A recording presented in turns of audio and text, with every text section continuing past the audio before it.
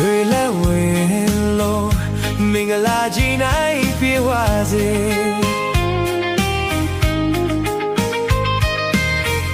ရွှေမနှက်ခင်စာအင်းညမေတ္တာဝေ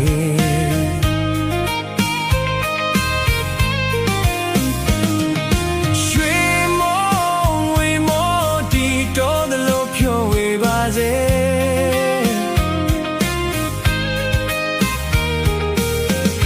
မင်္ဂလာမနှက်ခင်မှာရွှေဖလားနဲ့တင်မွေများဝင်ပါစေရွှေလက်ဝင်လို့မင်္ဂလာကြီးနိုင်ပြေဝစေ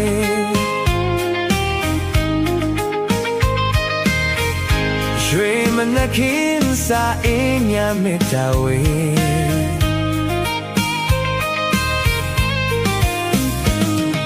ရွှေမောဝေမောတီတော်သလိုဖြိုးဝေပါစေ